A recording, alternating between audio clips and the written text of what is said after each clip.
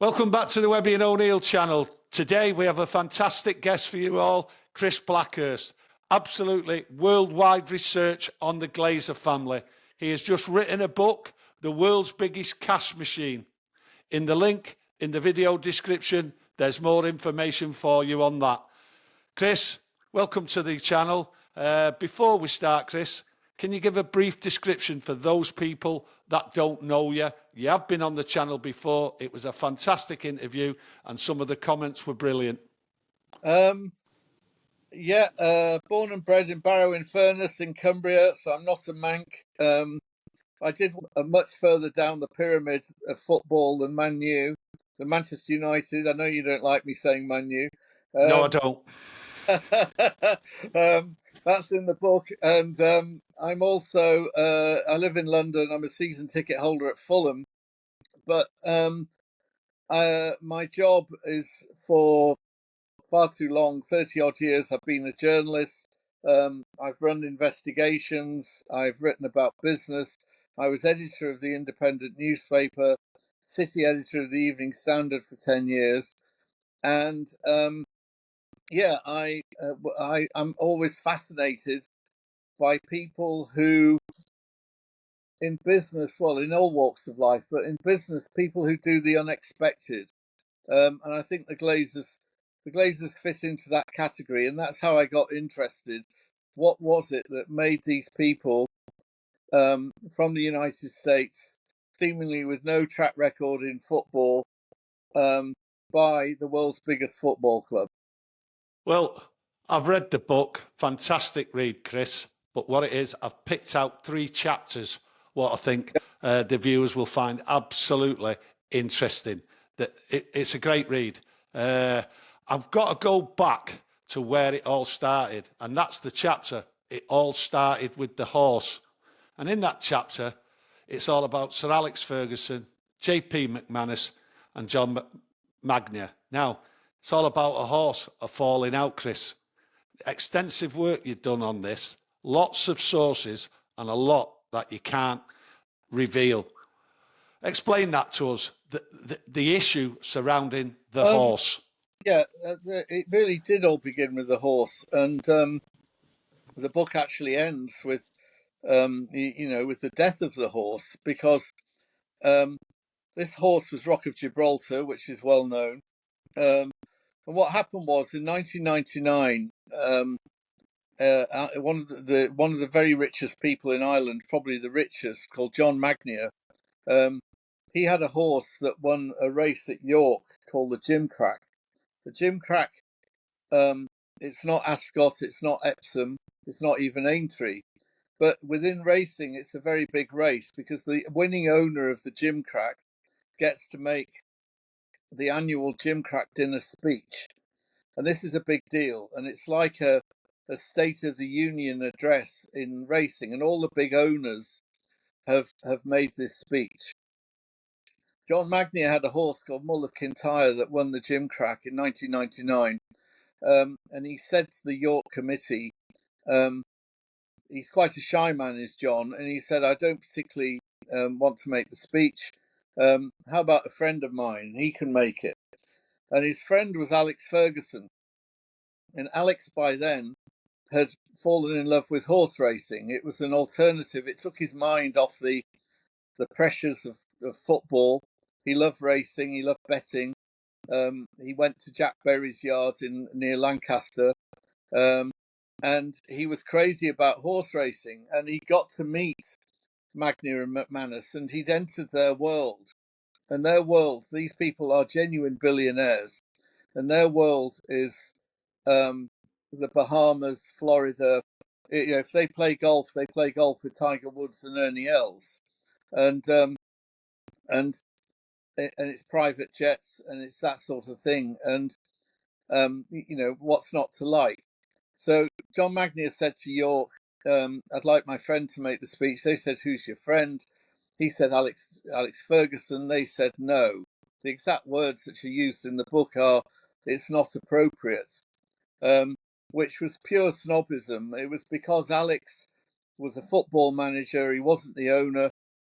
He was also grown up in the East End of Glasgow, and underneath it all, he was a Labour supporter, and that didn't fit with the York committee of who they wanted. Magnier was furious, and he said to Aidan O'Brien, who's his trainer, the famous racehorse trainer, "Find me a horse that'll win the Gimcrack." And they had 2 goes, or 3 goes, I think. But the horse that they found was a horse called Rock of Gibraltar.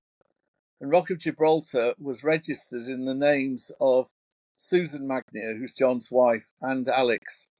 And it won the Gimcrack. And Alex made a speech, and it was a very good speech about how racing could learn from football and how they could, what it was like managing people like Veron and David Beckham, and how racing could learn a lot from football. The problem was that Rock of Gibraltar was too good. I mean, obviously, it's a nice thing to have. You've got a fantastic racehorse, but this was a brilliant racehorse. It won the next 6 races, all at the top level. It won everything. And everyone went mad, and it was in the press and everywhere as Alex's horse. It ran in United colours. It ran with a red shirt with white stars on it, and it was portrayed everywhere as Alex Ferguson's horse, and nothing was ever done to correct the fact that Alex had not paid any money for the horse, and he gave interviews where he actually said when he bought the horse, and this did make the Irish think, but he not actually bought the horse, but they went along, partly because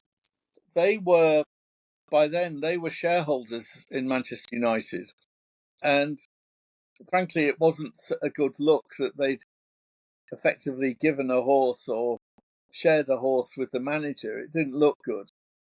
So they all went along with this sort of great fib. And then it came completely unstuck because Magnier and McManus had bought Rupert Murdoch's shares in United. If you remember, Rupert Murdoch wanted to buy the club. Correct, yeah. And after Rock of Gibraltar had won all its races and was retired to go to stud, Alex said to John Magnier and JP McManus, "What about the stud fees?" Well, this is a different dimension. There's the winnings, but the winnings are actually, relative to the stud fees, quite small. A horse like Rock of Gibraltar at stud was worth, I mean, if I can politely say this on the podcast, in the racing world, it's known as a cover.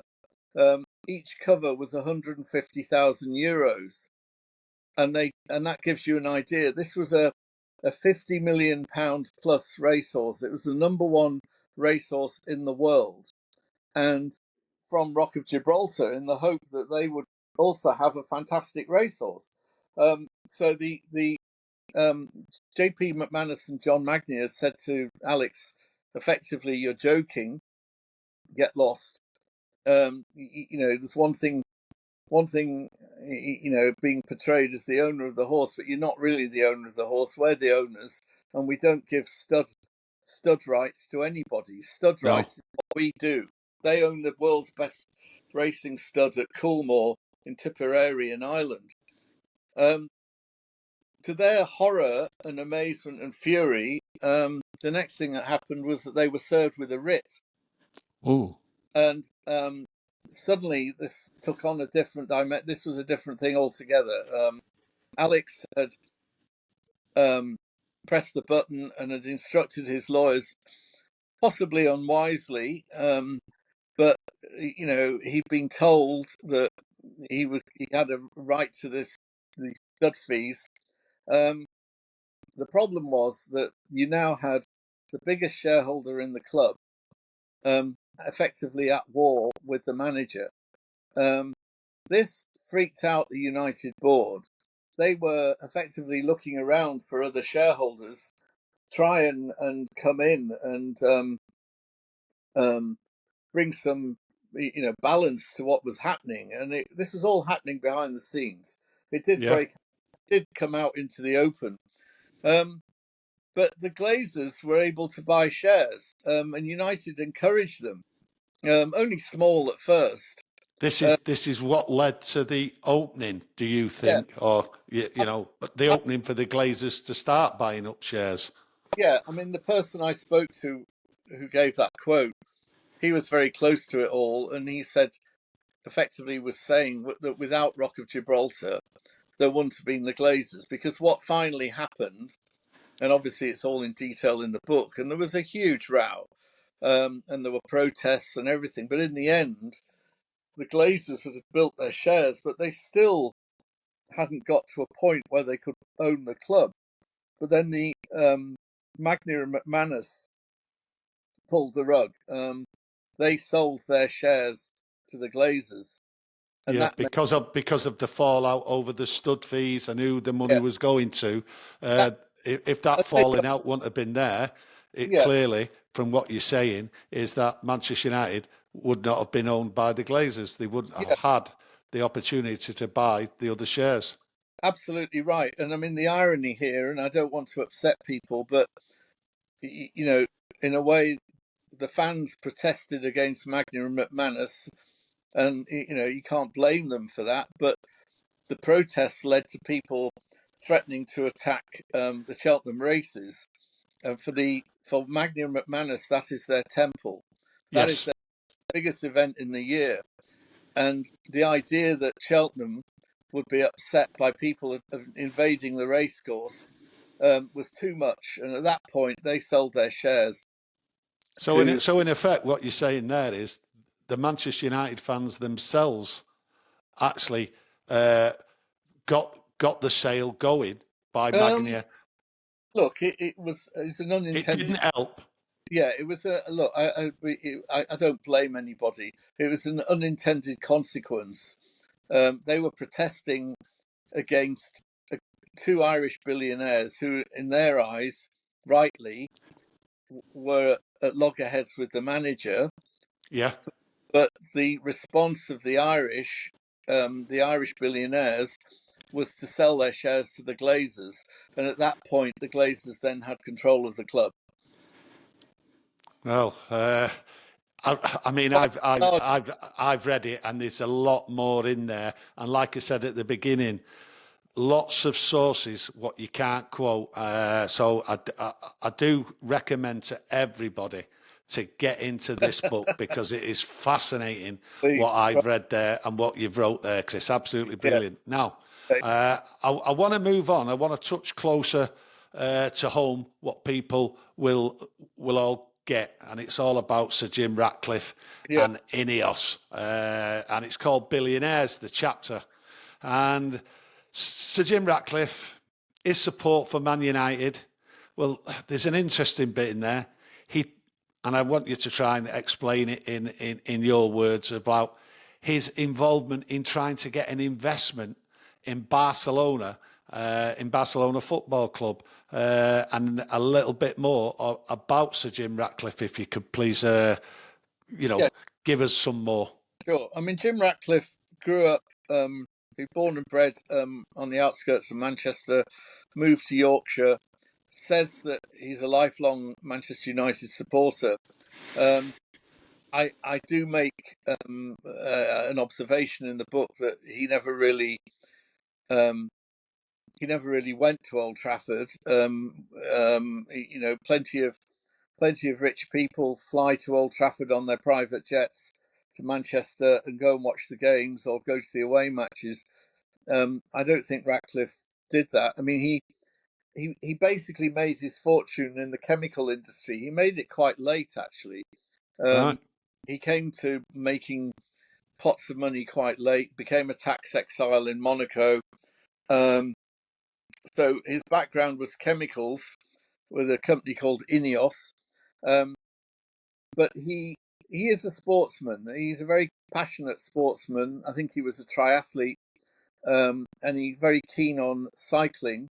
And he got all this money, and he looked to branch out, and Yeah. he looked to buy things, and he bought the cycling team for the Tour de France.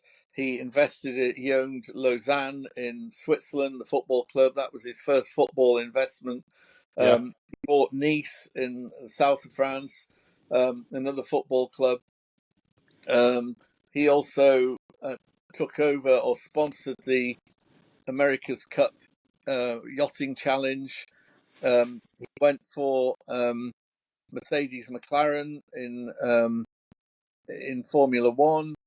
He even sponsored the All Blacks at one stage. Right.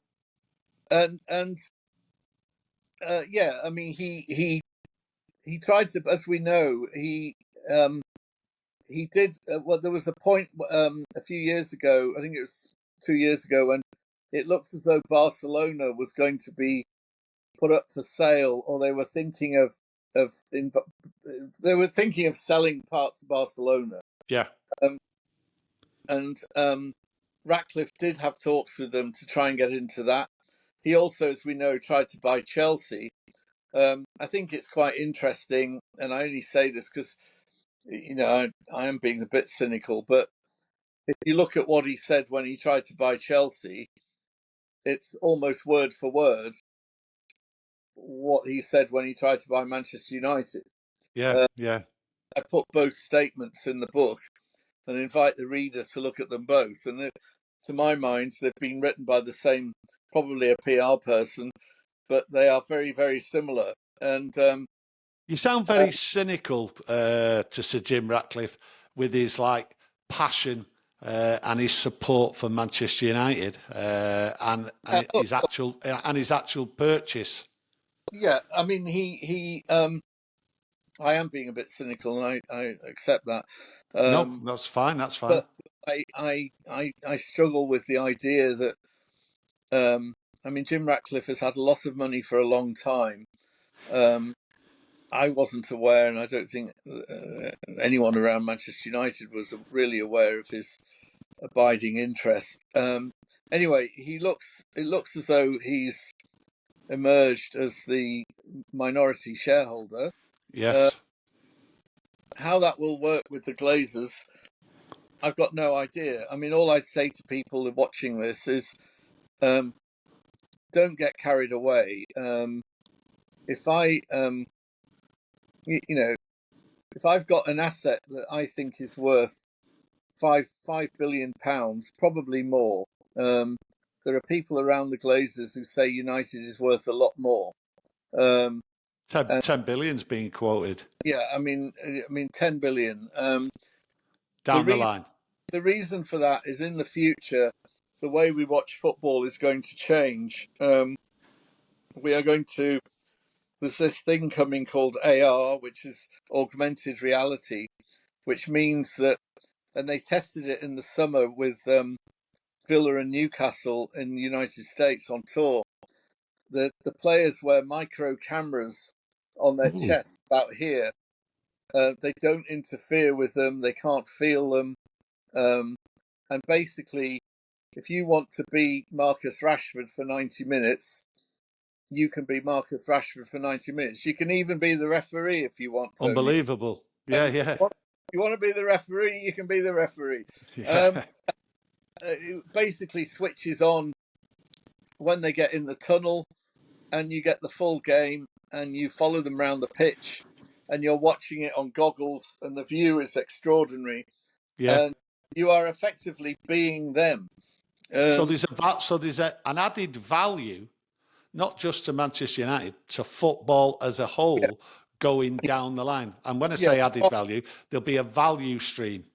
Yeah, there are people who think that the way that football is going to be watched will transform, and what they're talking about is bringing the viewers and the fans and the supporters closer to the players. Okay.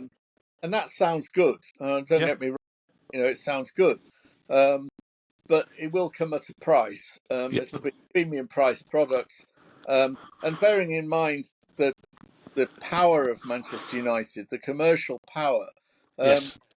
I mean, one of the things I do make clear in the book is that United may not have succeeded since Sir Alex retired on the pitch, but commercially they have boomed. I mean, this is a football club that, by everyone's measure, has been struggling, certainly to match Sir Alex, and yet this summer they announced the biggest ever shirt deal in sports history with Adidas. Well, I mean, that has carried on, and people are very critical of Ed Woodward. The fans are, but what you can't take away from Ed Woodward, I'm not defending him on the football side. no. Things went wrong for him when he took over the whole club and was in charge of football.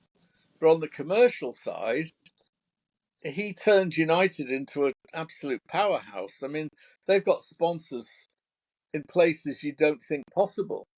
Mm. And so what Well, I'm saying, sorry to interrupt, Chris. In your book, you clearly state what other people don't, and that's the commercial value coming in the future and why this price is being set now and yeah, why there's optimism for a price later on. So in that chapter, I want everyone, if you're going to buy this book, read that chapter there, because Chris explains it completely, and you do not see that in the media. I'm not, you're talking about on your shirt where you want to be the player or the ref. I don't see that explained yeah, anywhere except in this book here, and you've done an absolutely brilliant piece on it there, Chris. I've got to give you that. I do. Go on. But so what you're left with is, if this goes ahead, you're left with Jim Ratcliffe, 1.25 in a club that, let's say it's worth 6. Well, that means he's effectively got 25%. You're sitting at a table with a guy who's got 75%. Well, and you've got 25. Which one is the senior partner? And saying that Jim is in charge of football and he's going to bring in Dave Brailsford, who, by the way, has no track record in football. No, none at all. His thing was cycling. Cycling is all about margins and percentages and performance. People have tried that in football. Football isn't a moneyball sport. Football is about flair and instinct. And I mean, look at it this way. How would you have measured Georgie on a moneyball computer? You couldn't. No. I mean, George would go for 89 minutes and not do anything, and then in one pure moment of absolute genius, win the game. Well, the computer doesn't like that sort of thing. It's not set up to deal with that. No. And so the what you're going to have is a junior partner, a senior partner, and this idea that Jim Ratcliffe will have a say over the football side. Well, my point there is, okay, that might work, but in the end, it's the Glazers' money. Yes. If you're spending £100 million on a player, well, crudely, 25% of that is Jim Ratcliffe's. 75%, 75 million belongs to the Glazers. And they are going to be in charge. And I don't see it changing very much, really. No, there's a lot of people out there don't see it, but time will tell on that, and there's another story to come on it. Now, going forward, my last chapter I want to discuss with you, and this is the leprechaun. And for anyone out there, this is unbelievable. I mean, I'm 65. I might have heard little bits about this in the past, but it's gone out my memory bank. But to actually sit there and read about this, about Malcolm Glazer and his associations, is unbelievable. Now, Malcolm Glazer involved with a company called the Zappa Corporation and its links to George Bush and the CIA. Now, Chris, just please explain more of this, please. Malcolm Glazer was a bit of a hesitate to say joke. He wasn't a joke, but he wasn't taken very seriously on Wall Street. He was a guy who started off. His father died when he was very young. He started off in jewelry and watch repair in Rochester County in New York, which is where the Glazers are from. And he, the jewelry and watch business did quite well, and the money he made, he invested in property, and he bought real estate, and real estate led to shopping malls and other things. And he bought this business called Zapata, and Zapata was a very strange company. It had been set up by George Bush Sr. way back when, in partnership in the 1950s, late 50s, in partnership with a guy who was from the CIA. There's no question, and it specialised in oil platforms in the Caribbean, and it was basically the suspicion was that it was being used as listening posts by the CIA, that they were using Zapata's oil rigs for their own purposes. Malcolm Glazer bought the business, and he tried to turn it. He did some crazy. I mean, it's all in the book. He did some crazy things. He um he added all sorts of strange add-ons to this business. It went into fish oils. It went in at one stage. It switched to become an early .com business. I mean, it was all very odd. Yeah. And I think the point about Malcolm Glazer in relation to now, well, there's one bit in the book that I think tells you a lot, really, about the Glazers and their approach to football, which was that in America, if you want to be big in business, you're nobody really unless you own a major sports franchise. Basketball, American football, and baseball. And if you own one of those franchises, you're somebody else. You're on a different level. Yeah. He was desperate to buy into anything. This is the interesting thing. He didn't care which sport it was. He didn't even care which city it was in. It was a franchise. And if you remember, I mean, and I quote this in the book, the only interview Malcolm Glazer ever gave about Manchester United was he uttered 29 words. And I think about how he liked to own the club. He didn't call it a club. He called it a franchise. And he used the word franchise more than once. And Manchester United isn't a franchise. We don't have franchises. But they tried to buy Baltimore for American football. And in the book, I quote from a very old interview that Malcolm Glazer gave. And actually, Joel Glazer, a very young Joel Glazer, was sitting in on the interview. And he heard his dad say that he got this idea to have a American football team based in 4 cities across the United States. The fans would only get to watch a quarter of the matches, but it would be, in his eyes, America's team. And in a way, it gave you some idea that here was a man that the word community didn't matter. He didn't care about the community. He didn't bother about where the team was, what it did, where it was based.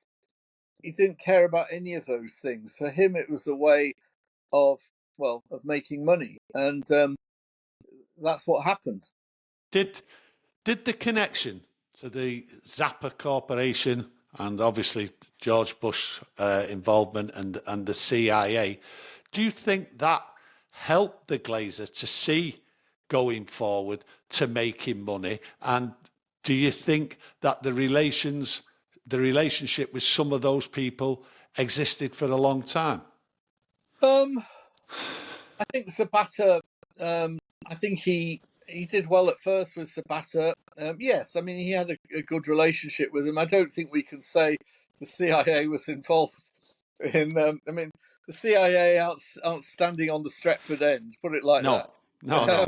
But I think he was able to use Zapata as it's named after a film, actually, the film with Marlon Brando, I think, about the Mexicans. He he was able to use it as a sort of his main central hub, and he was able to put things into it, and it became this almost this all singing, all dancing. I mean, the business words is conglomerate. It was an amalgam of all sorts of different businesses, none of which were particularly successful. I mean, the curious thing about Malcolm Glazer was that he was successful, but he wasn't that successful. He No. wasn't Bill Gates. He wasn't Steve Jobs. He wasn't.